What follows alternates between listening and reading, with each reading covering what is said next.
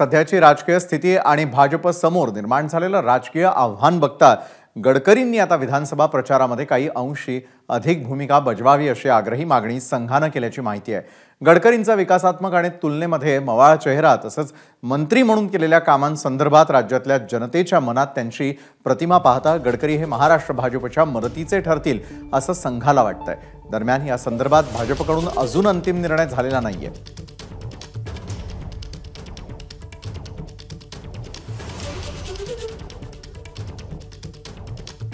नितीनजी गडकरींची नागपूरचं मतदार म्हणून माझी अशी हे म्हणणं आहे की नितीनजी गडकरी एक विकास पुरुष आहे आणि त्या विकास पुरुषाचा नागपुरात त्याचा नक्की फायदा होईल आणि त्यांना नितीनजी अजून देवेंद्रजीसोबत अजून थोडे सक्रिय झाले तर निश्चितच महाराष्ट्राला आणि आपल्या नागपूरला आणि विदर्भाला नक्की फायदा होईल। नितीन गडकरी फक्त नागपूरपुरते नाही तर पूर्ण भारत देशापुरते आहेत। मोदीजी अमित शाह यांच्यासोबतच्या लेवलचे नितीन गडकरीजी आहेत, परंतु सध्या त्यांना साईड कॉर्नर केले जात आहे। म्हणून मी भारत सरकारला म्हणणार आहे की नितीन गडकरी तेवढंच स्टँड द्या जेवढं मोदी साहेब आणि शहाजी हे देतात तेवढं त्यांना पुढे आणण्याचं फार महत्त्वाचं काम राहिलं आहे। सगळे समाज जाती धर्म याच्या पलीकडचं काम आहे आणि त्यांची ॲक्सेप्टेबिलिटी खूप जास्त आहे।